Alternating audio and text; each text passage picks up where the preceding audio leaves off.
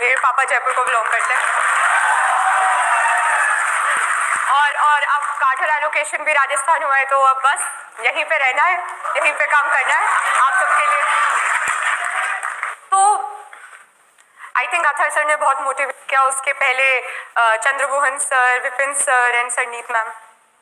Civil services हम जब भी सोचते हैं तो बहुत सारी चीजें, अच्छा लाल बत्ती, अच्छा रुतबा है, अरे वाह, इतनी रिस्पेक्ट मिलेगी, एक ग्लैमर भी है, और हम इन सब चीजों से अट्रैक्ट हो जाते कि यूपीएससी की तैयारी करेंगे, सिविल सर्विसेज देंगे। पर ये जो पूरी जर्नी होती है ना प्रिपरेशन की, ये सबको पता ही है काफी मुश्किल होती है। और फिर अगर इन्हीं चीजों से मन भरता है तो 5-10 दिन बाद ये सब चीजें आपको मोटिवेट ही नहीं करेंगी, और फिर आप क्या सोचेंगे, जब रोज पढ़ना पड़ेगा 10-10 घंटे, हमसे नहीं हो पाएगा। ऐसे वैसे काफी सारे लोग प्रिपरेशन कर रहे होंगे already. How many of you feel हमसे नहीं हो पाएगा? ये फीलिंग आती किस किस को है? अरे सच बताओ, किस किस को लगता है कि हर दूसरे तीसरे दिन ऐसे ख्याल आता है, नहीं हो पाएगा, बहुत मुश्किल है, हमसे नहीं हो पाएगा? नहीं, ये सच बता रही हूँ, ये सबको लगता है, ये मुझे हर दूसरे तीसरे दिन लगता था। Everybody feels this way.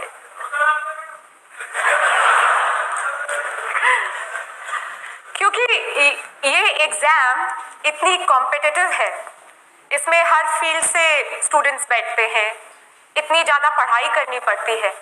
ये वाजिब है कि आपको हर दूसरे तीसरे दिन लगेगा कि बहुत मुश्किल। तो हर दिन अपने आप को कैसे मोटिवेट करें, कैसे अपने आप को याद दिलाते रहें कि नहीं, सिविल सर्विसेज करनी है, मुझे आज 9-10 घंटे पढ़ना है, कैसे कैसे अपने आप को पुश करते रहें।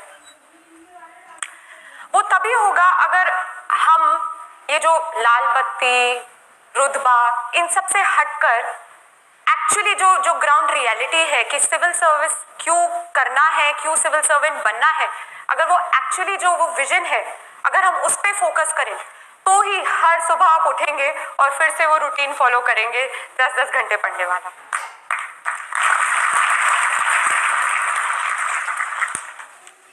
हम रोज अखबार पढ़ते हैं, सिविल सर्विस एस्पिरेंट्स तो पढ़ते हैं अखबार। कितने लोग अखबार पढ़ते हैं अच्छे से एज इन 2 घंटे लगा के अंडरलाइन करके? नहीं, और हाथ दिखाओ, ऐसे मत करो। सो हम पढ़ते हैं और चीजों के बारे में जानते हैं, अच्छा यहाँ पे रोड ठीक नहीं है, यहाँ का पानी गंदा है, हवा जहरीली है, इंफ्रास्ट्रक्चर बेकार है, उतनी जॉब्स है नहीं जितनी चाहिए। हम बहुत क्रिटिसाइज करते हैं, सरकार ये नहीं कर रही, वो नहीं कर रही। पर कितने लोग हम एक्चुअली सोचते हैं कि अच्छा हम पढ़ ले ये, हम फिर ये प्रोफेशन ज्वाइन कर ले और फिर हम कुछ चेंज लाए? कितने लोग सोचते हैं? अरे वाह, जयपुर तो भाई कमाल है। यहाँ पे पहले से मेरे बोलने की जरूरत ही नहीं है, पहले विजन बने हुए। जी, सो अगर आप हर दिन जब अखबार पढ़ते हैं और इन सब मुद्दों पर सोच विचार करते हैं, तो फिर हर दिन आप मोटिवेटेड रहेंगे। अगर आप में वो चाहत है कि जब मैं सिलेक्ट होकर सिविल सर्वेंट बनूं, मैं कुछ बदलाव लाऊं अपने एंड पे, जो मैं क्रिटिसाइज करता रहता हूं, कंप्लेन करता रहता हूं, करती रहती हूं, अगर मैं सिलेक्ट होकर मैं कुछ चेंज ला सकूं, तो आप बिल्कुल सही रास्ते पे चल रहे हैं।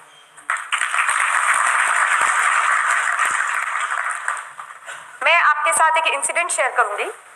मैं रिसेंटली हैदराबाद में थी, वहां पे I met a lady officer, she has also got selected along with me this time. उनकी स्टोरी एक्चुअली बहुत हार्ट टचिंग थी, टच्ड माई हार्ट। तो इनकी शादी बहुत जल्दी कर दी गई, और इवन शादी के पहले जब ये अपने पेरेंट्स के साथ रहती थी, तो इनके साथ बहुत डिस्क्रिमिनेशन हुआ। इनके भाइयों को ज़्यादा एजुकेशनल अपॉर्चुनिटीज़ मिली। उनका बहुत मन था कि वो सिविल सर्विसेज एग्जाम दें, पर कोई सपोर्ट ही नहीं था। यहाँ पे हम बात करते हैं काफ़ी लोगों की कि चलो हालात ठीक नहीं थे बट फैमिली सपोर्ट था, कोई ना कोई था तो गाइड करता रहा, सपोर्ट करता रहा और इसलिए सक्सेस मिल गई। ये एक ऐसी कहानी है जहाँ सर्कमस्टेंसेस भी फाइनेंशियल इतने अच्छे नहीं थे और कोई सपोर्ट ही नहीं था और इनका बहुत मन था कि सिविल सर्विसेज करना है, तो कैसे भी लड़ झगड़ के फर्स्ट अटेम्प्ट दिया, नहीं हुआ। एंड पेरेंट्स ने बहुत सुनाया, इन लॉज ने बहुत सुनाया, हस्बैंड का तो कोई सपोर्ट ही नहीं था, पर इनमें बहुत चाहत थी कि नहीं मैं देश के लिए कुछ करना चाहती हूँ, मुझे सिविल सर्विसेज करना है, मुझ में वो पैशन है। इन्होंने दूसरा अटेम्प्ट किया, फिर भी, तीसरा अटेम्प्ट दिया, फिर भी नहीं हुआ। रिश्तेदार पता ही कैसे होते हैं, सुना सुना सुना के उनको इतना परेशान किया, उनका हस्बैंड उनसे अलग रहने लग गया।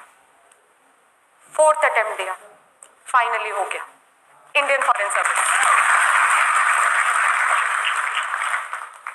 एंड हम इस फायर, इस पैशन की बात कर रहे हैं जो चाहिए इस एग्जाम को क्लियर करने के लिए।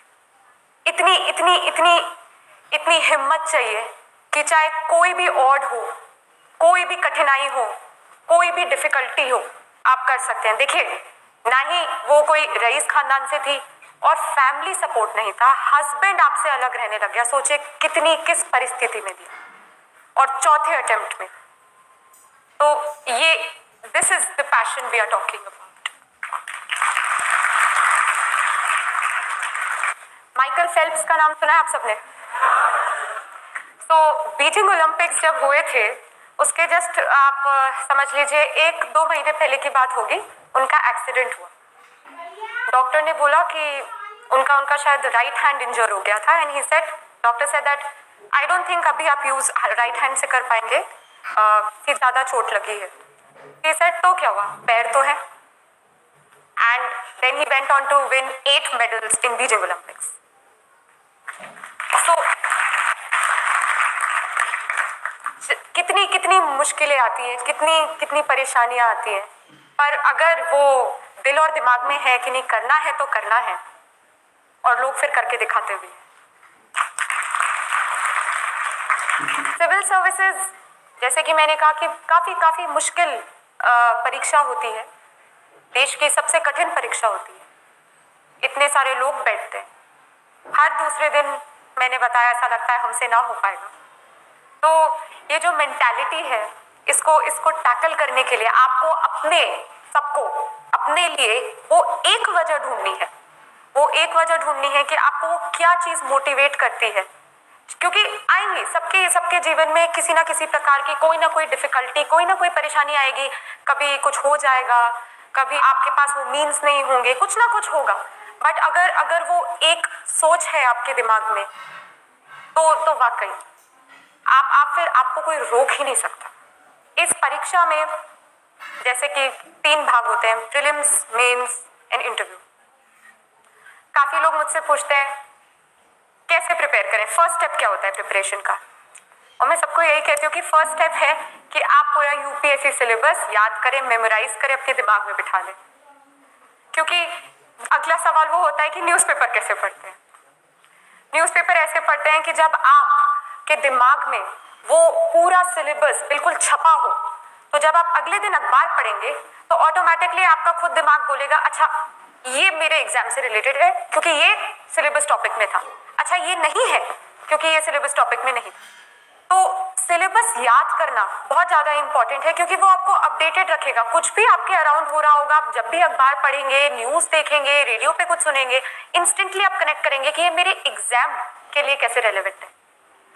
ये जो प्रीलिम्स है, मेंस है, इंटरव्यू है, ये तीनों इंटरलिंक्ड है, ये अलग नहीं है। प्रीलिम्स आपका बेस बनाएगा, मेंस में आपको अपने बारे में बताना है इन द सेंस कि आपके क्या ओपिनियंस है, आपके क्या सोच विचार हैं मुद्दों पर, वो आपसे आपका ओपिनियन कमेंट पूछेंगे कि आप बताइए आप क्या सोचते हैं इस इशू पे। हाँ, और इंटरव्यू तो क्या बताओ, सबसे डरावना मोमेंट होता है लाइफ का। यूपीएससी इंटरव्यू आपको वो अच्छी तरीके से हर तरीके से ग्रिल करेंगे। इनफैक्ट जब आप वेटिंग एरिया से इंटरव्यू बोर्ड की तरफ चल के जा रहे होते हैं तब आप यही सोचते हैं बस भगवान बचा लेना बस। पर जब आप बोर्ड के इंटरव्यू रूम पे नॉक करेंगे और वो आपको बोलेंगे यस कम इन, और फिर आप बोलेंगे गुड मॉर्निंग मैम सर जो भी है, तो वो जो आपको हल्की सी स्माइल देंगे उसके बाद फिर लगता है चलो ठीक है, अभी मरने वाले नहीं है, अभी भी जिंदा रहना है। और ये बहुत डराने वाली बात होती है कि नहीं वो तो खा जाएंगे तुम्हें वहाँ पे, बट वो काफ़ी काइंड होते हैं, they are very supportive and वो इवन हिंट्स देते हैं अगर उन्हें लगता है कि आप हिंट से थोड़ा और बेहतरीन आंसर देते हैं। तो इसलिए डरना नहीं चाहिए, बट मैं क्यों झूठ बोलूँ, सबसे डरावना मोमेंट होता है लाइफ का और बहुत प्रेशराइज्ड होता है, बहुत तरह तरह के लोग भी देखने को मिलते हैं। अथर सर ही मुझे बता रहे थे कि जब वो लोग वेटिंग एरिया में बैठे थे तो एक महाशय खड़े हुए, उनका नाम कॉल आउट हो, उनकी चांस आई, तो खड़े हुए और डिओड्रेंट निकाला और यूं पूरा तो बहुत देखने को भी मिलता है। पर ये जो परीक्षा है ये ना ही आपके सिर्फ एक नॉलेज बेस बढ़ाएगी, ये आपको पूरी तरह एक नया इंसान भी बना देगी, क्योंकि ये जो मेहनत के 2 साल आप देंगे यूपीएससी की परीक्षा के लिए, ये आपको सिखा देगी कैसे कम सोना है, कैसे हर चीज सैक्रिफाइस करनी है, कैसे आप डिसिप्लिन्ड होना है। डिसिप्लिन मतलब हर दिन वो ही स्केड्यूल फॉलो करना, सुबह 8 बजे से लेके रात के 8 बजे तक की पढ़ाई करना।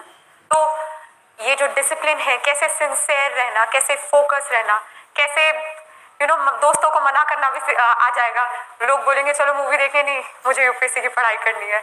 तो ये लाइफ चेंजिंग एक्सपीरियंस होता है और ये आपको बहुत कुछ सिखा देता है। जो मुद्दे चल रहे हों आपके आसपास देश विदेश में, आप इतना पढ़ेंगे उन पे कि आपके ओपिनियंस बनने लग जाएंगे कि नहीं ये गलत है, ऐसा होना चाहिए, या ये सही है, ये बिल्कुल ठीक हो रहा है। तो ये इसको एक अपॉर्चुनिटी की तरह भी देखिएगा कि आप जब इस एग्जाम के लिए पढ़ रहे हैं तो ना केवल आप सिर्फ अपनी नॉलेज बढ़ाएं बट अपने आप को एज अ पर्सन भी डेवलप करें, क्योंकि वो सिर्फ पढ़ाकू लोग नहीं चाहते, वो ऐसे लोग चाहते हैं जो आराम से अपनी दिल की बात व्यक्त कर पाए, जो एक लीडर बन के सारे सेक्शंस ऑफ सोसाइटी को साथ लेके आगे बढ़ पाए, जो बहुत कंपैशनेट हों, जो सेंसिटिव हों, जो भारतीय संस्कृति को समझते हों। तो ये एग्जाम सिर्फ एक नॉलेज